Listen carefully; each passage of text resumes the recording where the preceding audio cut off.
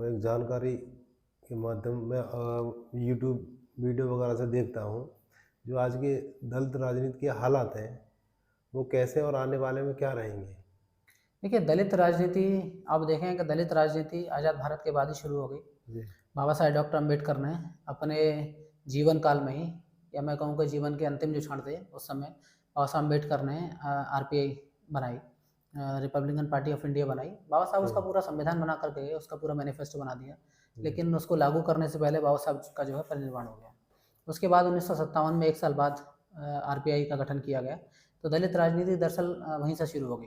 लेकिन अब देखें कि आरपीआई धीरे-धीरे करके आरपीआई के जो लोग थे वो अपने राजनीतिक स्वार्थ के लिए कांग्रेस में जाने लगे या दूसरी पार्टियों में जो है जाना शुरू कर दिया। तो वहाँ से जो कंसेप्ट था बाबा साहब अम्बेडकर का कि वंचितों की राजनीति को, स्वतंत्र राजनीति को खड़ा करना है, जिसके लिए बाबा साहब ने आरपीआई बनाई। और वो वंचितों की स्वतंत्र राजनीति जो थी वो कहीं न कहीं जो है वो एक हाशिए पर चली गई। क्योंकि जो जिन लोगों के कंधे पर बाबा साहब अम्बेडकर ने ज़िम्मेदारी छोड़ी, जी, वो लोग अपने राजनीतिक स्वार्थ के लिए, अपने राजनीतिक लाभ के लिए वो कांग्रेस में चले गए जा करके। कोई विधायक बन गया, कुछ लोग सांसद भी बने। उसके बाद ये मिशन जो था इस मिशन में बहुत मैं कहूँ कि कमी आ गई, या ये बहुत खराबी की स्थिति में आ गया। 1956-57 में मान्यवर कांशीराम जब पूना पहुँचे, जब उनकी सर्विस लगी, तो जो लैब था, ईआरडीएल जिसे बोलते हैं, तो वहाँ जब कांशीराम जी की जॉब लगी, तो उसके बाद से धीरे-धीरे करके वो उस मिशन की तरफ जो है उन्मुख हुए। कुछ घटनाएँ ऐसी हुई जो मान्यवर कांशीराम उस मिशन से जो है जुड़ गए। उसके बाद मान्यवर कांशीराम ने सबसे पहले आरपीआई जॉइन की, जी, क्योंकि वो ये मानते थे कि आरपीआई बाबा साहब अम्बेडकर के द्वारा बनाई गई पार्टी थी और उनके अनुयायी उसको चला रहे हैं। तो मान्यवर कांशीराम आरपीआई से जुड़ गए। लेकिन आरपीआई से जुड़ने के बाद बहुत जल्दी ही कांशीराम जी को एक समझ में आ गया कि बाबा साहब अम्बेडकर का जो मिशन था और आरपीआई जो अपना मिशन लेकर के चल रही है, ये दोनों में कोई समानता नहीं है। यानी कि बाबा साहब अम्बेडकर का मिशन आरपीआई बहुत पीछे जो है छोड़ चुकी थी, और आरपीआई के जो नेता थे, जो उस मिशन को आगे चलाने की बात कर रहे थे, वो अपने राजनीतिक स्वार्थ के लिए, अपने राजनीतिक लाभ के लिए, या अपने आप को सत्ता में लाने के लिए उन्होंने पूरा मिशन जो है ताक पर रख दिया, पूरे मिशन को दाँव पर लगा दिया। और कुछ लोग कांग्रेस में जा कर के जो है, अब देखें 1967 में के चुनाव में कांग्रेस में कई लोग विधायक बन गए, है ना? उसके बाद लोग सांसद भी बने। तो कांशीराम ने इस चीज़ को जब देखा, तो मान्यवर कांशीराम बड़े खिन्न हुए। वो ये समझ गए कि दलित राजनीति या वंचितों की जो राजनीति है वो इस पार्टी के माध्यम से तो आगे नहीं बढ़ सकती, क्योंकि इसमें किसी प्रकार का कोई मिशन नहीं, जी, समर्पित लोग नहीं हैं। अपने राजनीतिक स्वार्थ के लिए ये किसी भी मिशन को दाँव पे लगा सकते हैं, और बाबा साहब के मिशन को उन्होंने दाँव पे लगा दिया। तो कांशीराम वहाँ से निकल कर के आ गया। कांशीराम वहाँ से निकल कर के आए, बड़े कई साल तक मान्यवर कांशीराम जो है बड़े पशुपेश में रहे, है ना? वो ये सोचते रहे कि क्या स्वतंत्र राजनीति जी, बंजारा समाज के लोगों की कैसे खड़ा की जाए। उसके बाद 1964-65 में, मैं कहूँ 64 में ही कांशीराम ने जो है अपनी नौकरी छोड़ दी। उसके बाद में 4-5 साल वो आरपीआई में रहे, 1970 तक वो आरपीआई में रहे। तो आरपीआई जब छोड़ दी कांशीराम ने, उनको लगा कि ये पार्टी बाबा साहब के विचारों पे चलने वाली पार्टी नहीं है, और उन्होंने बाबा साहब के विचारों को गहन अध्ययन किया था। समर्पित भाव से कांशीराम जो निकल आए थे समाज में। तो हुँ, 1971 में बामसेफ को इनफॉर्मल रूप में कांशीराम ने बनाया, और उसके बाद 1978 में उसको जो है बामसेफ को पूरी तरह से विधिवत रूप से उसको जो है बना करके खड़ा कर दिया। तो अब देखें, वहीं से बहुजन राजनीति, या मैं कहूँ कि वंचितों की राजनीति वो एक तरीके से खड़ा होना शुरू हो गई। क्योंकि कांशीराम ने बामसेफ बामसेफ बनाया, आप देखें बामसेफ में मान्यवर कांशीराम ने दलित समाज को जोड़ा, पिछड़े समाज को जोड़ा, उसके बाद में जो माइनॉरिटी समाज था उसको जोड़ा, और आदिवासी समाज को, यानी कि जो गैर समण लोग थे उन सबके सरकारी कर्मचारियों को जोड़ करके कांशीराम ने एक संगठन बनाया, और ये सरकारी कर्मचारियों का संगठन, जिसका नाम कांशीराम ने बामसेफ दिया। जी, अब मैंने बताया कि बामसेफ का जो काम था, बामसेफ गैर राजनीतिक संगठन है, गैर आंदोलनकारी संगठन है और गैर धार्मिक संगठन है, ये 3 उसकी शर्तें थी। तो वो आंदोलन नहीं कर सकते थे, वो किसी प्रकार की राजनीति नहीं कर सकते थे, हुँ, वो आंतरिक रूप से जो है काम कर सकते थे, लोगों को जोड़ने का काम कर सकते थे, मिशन को चलाने के लिए आर्थिक सहयोग जुटाने का काम कर सकते थे, और जो योजना सरकारी निकल रही है उनको ज़मीन तक पहुँचाने का काम कांशीराम ने उनको सौंपा, और उन्होंने बखूबी उसको किया। लेकिन उसके बाद कांशीराम इस बात को समझे कि अगर बहुजनों की या वंचितों की राजनीति को खड़ा करना है, तो बामसेफ तो उसको खड़ा नहीं कर सकती, क्योंकि सरकारी कर्मचारियों का संगठन है। तो 1981 में 3 साल बाद ही कांशीराम ने बामसेफ के फॉर्म के बाद में डीएस4 बनाया, दलित शोषित समाज संघर्ष समिति, डीएस4 उसका नाम हुआ, और उसको नारा दिया कि आप देखें कि नारा किस तरीके का कांशीराम ने दिया। कांशीराम ने सवर्णों की राजनीति से अपने आप को एकदम अलग रख करके एक राजनीति जो खड़ी करने की कोशिश की, जो हुँ, बिल्कुल ब्राह्मणवाद और सवर्णवाद के खिलाफ या मनुवाद के खिलाफ जो राजनीति खड़ी की, वंचितों की राजनीति थी, तो एकदम से कांशीराम ने पाला खींच दिया एक तरफ। उन्होंने कह दिया कि DS4 का नारा दिया, ठाकुर ब्राह्मण बनिया छोड़ बाकी सब है DS4, यानी कि DS4 इसका नाम दलित शोषित समाज संघर्ष समिति था। अब देखें नारे से क्या लगता है कि ठाकुर ब्राह्मण बनिया छोड़ बाकी सब है DS4। तो इस नारे से क्या किया, कांशीराम ने पूरा एक पाला खींच दिया। अब देखें बहुजन राजनीति है, वंचित राजनीति में एक लंबी लकीर, एक लंबा पाला खींच दिया।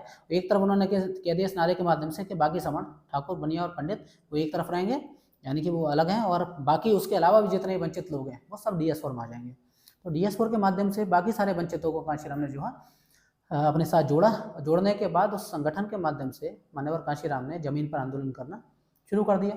जमीन पर आंदोलन करना शुरू कर दिया तो यहाँ से दलित राजनीति एक करवट लेने लगी। उस समय आप देखें, उसी समय कई और भी दलित राजनेता मजबूत थे, जैसे बाबू जगजीवन राम थे, बाबा साहब अम्बेडकर के समय से थे, बहुत लंबे समय तक केंद्रीय मंत्री रहने का अनुभव भी उनके पास में था। उसके बाद रामविलास पासवान जैसे नेता थे, है ना, रामदास अठावले जैसे नेता आज भी हैं। तो इस तरीके के नेता उस समय भी थे जो दलित राजनीति का अपने आप को पैरोकार या मसीहा करने की कोशिश कर रहे थे। लेकिन मान्यवर कांशीराम भी जानते थे कि ये जो नेता हैं ये दूसरी पार्टी में जो रहे हैं और उसी पार्टी के विचार के हिसाब से ही काम करते हैं, दलितों की स्वतंत्र राजनीति कभी स्थापित नहीं कर सकते।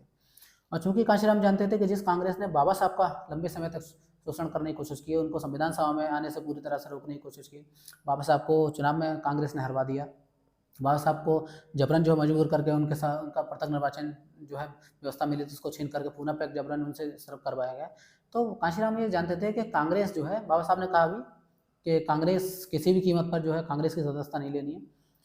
तो कांशीराम उसी मिशन पर जो चल रहे थे। तो उन्होंने कांशीराम ने किताब भी लिखी 1982 में, द चमचायु, और उसमें बताया कांशीराम ने कि जितने भी दलित समाज के ऐसे लोग हैं दलित समाज के जितने भी ऐसे लोग हैं जो दूसरी पार्टियों में जो है काम कर रहे हैं, दूसरी मनुवादी पार्टियों में काम कर रहे हैं, वो दलित समाज का कभी भला नहीं कर पाएंगे। और चूंकि मान्यवर कांशीराम दलित समाज की एक स्वतंत्र राजनीति को स्थापित करना चाह रहे थे, उसी राजनीति को स्थापित करने के लिए 1984 में उन्होंने बहुजन समाज पार्टी या बसपा बना ली।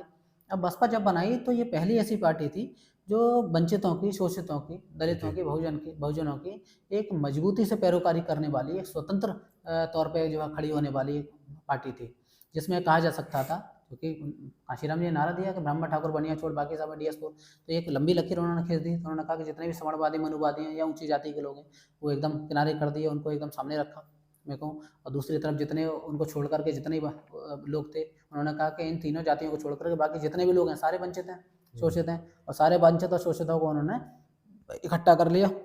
इकट्ठा करने के बाद बहुजन समाज पार्टी बनाई, और बहुजन समाज पार्टी बनाने के बाद आप देखें कि महज 10 साल में कांशीराम ने बताया कि देश के सबसे बड़े सूबे में सरकार बनाई। तो सब सरकार बनाई, यहाँ से दलित राजनीति या वंचितों की राजनीति, शोषितों की राजनीति ने सबसे मजबूती से अपना दखल जो है भारतीय राजनीति में दिया। और उसके बाद जितने भी महापुरुष थे जो इतिहास में दबा दिए गए थे मनुवादी लोगों के द्वारा, उन महापुरुषों को दोबारा जिंदा किया गया। उनके नाम से कार्यालय उनके नाम से जो है पार्क बनवाए गए, उनके नाम से चौक चौराहे बनवाए गए, उनके नाम से स्कूल बनवाए गए, उनके नाम से कॉलेज बनवाए गए, उनके नाम से विश्वविद्यालय बनवाए गए, उनके नाम से जो है संस्थानें बनवाए गए, उनके नाम से यूनिवर्सिटियाँ बनवाई गई, उनके नाम से जिलों के नाम बनवाए गए, उनके नाम से संस्थानों के नाम जो है बनवाए गए, संस्थान बनवाए गए। तो आप देखें कि जितने महापुरुष, बाबा साहब डॉक्टर अम्बेडकर रहे, या ज्योतिबा फूले रहे, माता सावित्रीबाई फूले रही, पेरियार रामास्वामी नायकर रहे, तथागत बुद्ध रहे, संत कबीरदास रहे, संत रविदास जी रहे, इनके नाम पर एक लंबी श्रृंखला जो है संस्थानों की, बाकी चीज़ों की जो चलाई गई। तो ये क्या था, ये दलितों की या बहुजनों की, वंचितों की राजनीति, अपनी स्वतंत्र राजनीति का ही नतीजा था कि महापुरुषों को जो है बहुत मजबूती के साथ बसपा जो है आगे ला पाई। और आज आप देखें कि कांशीराम जी का निधन 2006 में, मान्यवर कांशीराम हमारे बीच में नहीं रहे, और उनके बाद में आप देखें कि एक तेज़ी के साथ में एक गिरावट बहुजन समाज पार्टी में हुई। ना सिर्फ मैं कहूँ कि राजनीतिक तौर से उसका नुकसान हुआ, बल्कि मैं देखता हूँ कि सांगठनिक तौर से बहुजन समाज पार्टी का नुकसान हुआ। एक बड़ा जो वर्ग था जो कांशीराम जी ने तैयार किया, हर एक जाति से, हर एक उपजाति से, है ना, माइनॉरिटी से भी, और सबको एक नेता बना करके कांशीराम जी ने तैयार किया। अब तक मैं बताऊँ कि 150 नेता कांशीराम जी ने तैयार किए। भारतीय जनता पार्टी, समाजवादी पार्टी या कांग्रेस में भी बड़ी संख्या में आज बहुजन समाज पार्टी के नेता काम कर रहे हैं। तो तेजी के साथ ना सिर्फ राजनीतिक तौर से नुकसान हुआ, बैक टू बैक चुनाव भी बहुजन समाज पार्टी हारी, बल्कि सांगठनिक तौर से भी नुकसान हुआ कि जो मजबूत लीडरशिप थे, बहुत सारे नेता निकाले भी गए, बहुत सारे नेता अपने आप को असहज महसूस करते गए, तो वो चले गए। उसके बाद में आप देखें, उसके बावजूद भी एक बात जो बहुजन समाज पार्टी खास है वो ये है कि बसपा ने और बहन जी ने कभी भी विचारधारा से समझौता नहीं किया, यहाँ तक मैं समझता हूँ। या जो विचारधारा के विपरीत लोग थे, लोग कहते हैं कि बसपा ने भाजपा के साथ गठबंधन किया, तो वो लोग ये समझ लें कि बसपा ने भाजपा के साथ गठबंधन किया, तो बसपा ने भाजपा की सरकार नहीं बनाई, बल्कि भाजपा से समर्थन लेकर के सरकार अपनी बनाई। और पहली सरकार आप देखें 95 में बनी, लगभग 137 दिन करीब रही। तो उस सरकार के आप काम देखिए, पहली सरकार जब बनी तो माननीय बहन जी ने लिखित में ये आदेश पारित किया कि जितने भी थाने हैं, चौकियाँ हैं पूरे उत्तर प्रदेश में, उसमें महापुरुषों की मूर्तियों को लगने को लेकर के अगर कोई एप्लीकेशन या कोई आवेदन आता है तो बिना इफ वट किए उस पर तुरंत आपको अपनी मंजूरी दे देनी है। ये साफ निर्देश था थानाध्यक्षों को, साफ निर्देश। आप देखें कि 136 दिन में 15,000 मूर्तियां सिर्फ डॉक्टर अंबेडकर की इस उत्तर प्रदेश में लगवा दी माननीय बहन जी ने, सिर्फ एक आदेश के माध्यम से। तो ये क्या था, अपने विचारों पर जो है खड़े रहने का एक सबसे मजबूत ताकत बहन जी ने दिखाई। और इसीलिए जिन विचारों के साथ बसपा ने समर्थन लिया, सरकार बनाई, उनके अंदर एकदम खलबली पैदा हो गई। उन्हें लगा कि मायावती के साथ गठबंधन करके या मायावती की सरकार बना के उनको ऐसा लगा कि वो अपना एजेंडा लागू कर पाएंगे, लेकिन ऐसा हो नहीं पाया। बहन जी ने एक ही आदेश से 15,000 डॉक्टर अंबेडकर की मूर्तियां, सिर्फ 15,000 डॉक्टर अंबेडकर की मूर्तियां उत्तर प्रदेश में लगवा दी। बाकी बहुजनों की मूर्तियों की संख्या अगर मैं बताऊँ तो 25,000 मूर्तियां करीब सिर्फ 136 दिन में से उत्तर प्रदेश में बहन जी के एक आदेश से निकल गई। आप समझिए कितनी मजबूत वैचारिक शक्ति होगी। तो जिन लोगों के साथ गठबंधन करके सरकार बनाई उनमें एकदम खलबली पैदा हुई। उन्हें लगा कि मायावती के साथ गठबंधन कर लिया तो मायावती को अपने हिसाब से चला सकते हैं, लेकिन बहन जी को अपने हिसाब से वो लोग जो है नहीं चला पाए। बहन जी ने किसी प्रकार का वैचारिक समझौता नहीं किया और कई इस तरीके के आदेश बहन जी ने निकाले जिससे उनमें जो है खलबली मची। उसके बाद 97 में सरकार आई और 97 में सरकार आप देखें सरकार चली 97 6 महीने करीब, 184 दिन चली। उसके बाद 2002 में सरकार आई, 1 साल 118 दिन चली। उसके बाद 2007 में सरकार आई, 5 साल पूरी हमने चलाई। तो यहाँ आप देखें कि ये तीनों सरकारों में सरकार गिरी क्यों। 2095 की सरकार जब आई थी तो भाजपा पूरी सरकार आप सुन लें 95 की सरकार आई, आप समझें कि बहन जी चाहती तो पूरा समय उसको जो है सरकार बना सकती थी, या 97 में सरकार आई तब भी लंबे समय तक चला सकती थी, 2002 में भी लंबे समय तक चला सकती थी। कारण सिर्फ यही था कि बसपा ने अपनी वैचारिकी से कभी समझौता नहीं किया, अपने महापुरुषों के विचारों से कभी समझौता नहीं किया।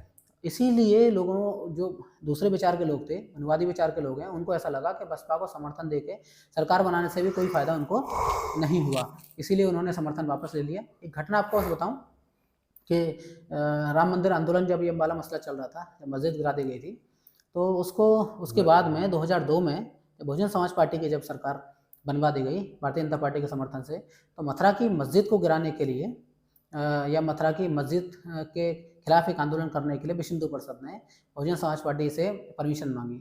आप देखें वो ये सोच रहे थे कि हमारे समर्थन सरकार चल रही है तो बसपा इस आंदोलन की अनुमति देगी। माननीय बहन जी ने साफ मना कर दिया कि किसी भी प्रकार का सांप्रदायिक आंदोलन इस प्रदेश में नहीं होगा। तो अब देखें जिनके समर्थन से सरकार चल रही है उन्हीं को किसी प्रकार की परमिशन नहीं है आंदोलन करने की, है ना, सांप्रदायिक आंदोलन करने की। ये ताकत थी बहन जी के विचारों की ताकत थी। तो इसीलिए उन लोगों ने समर्थन वापस ले लिया तीनों बार में। 2007 में हमने सरकार बनाई, पूरे बहुमत से सरकार चलाई, बहुत सारी योजना बहन जी ने लड़कियों के फेवर में, बच्चियों के फेवर में, दलित युवाओं के फेवर में। आप देखें कि SC ST जो एक्ट था, जो शोषण के दलितों का शोषण जो होता है उसके खिलाफ जो मजबूती से कानून बनाया गया, वो पहली बार सबसे मजबूती से 1995 में ही लागू हुआ। हाँ, उसके बाद में 2002 में 97 में लागू हुआ, 2002 में लागू हुआ और 2007 में मजबूती से उसको लागू किया गया। बहन जी ने दलित समाज के जो लोग, जिनको ऊंची जाति के लोगों के द्वारा शोषण किया गया था, उनके साथ जब उनका केस चल रहा था, मुकदमे जब चल रहे थे SC ST कानून के माध्यम से, तो बहन जी ने सारे दलित समाज के लोगों को, जिसका भी मुकदमा चल रहा है, 6,000 रुपये सिर्फ मुकदमा लड़ने के लिए बहन जी ने अलग से दिए। उन्होंने कहा कि इस समाज के पास है क्या, इसका शोषण हुआ, इसके पास मुकदमा लड़ने का पैसा नहीं है, तो 6,000 रुपये जिस भी समाज के व्यक्ति का, दलित समाज के व्यक्ति का केस चल रहा था SC ST को लेकर ऊंची जाति लोगों के साथ, 6,000 रुपये उनको मुकदमे की पैरवी के लिए बहन जी ने दिए। अब देखें तो बहुत सारे काम ऐसे हैं जिसको मैं गिनाने जाऊँ तो मुझे लग रहा है कि पूरी रात कम पड़ जाएगी। बहुत काम बहन जी ने और माननीय कांशीराम ने किए। कभी बैठेंगे आपके साथ लंबी चर्चा सिर्फ बहन जी के कार्यशैली या जितने भी काम किए उस पर करेंगे, तो बहुत शानदार मुझे लगता है काम किया है। और ये बहुजन राजनीति में एक मील का पत्थर है। मुझे लगता है कि मायावती होना मुश्किल नहीं, नामुमकिन है।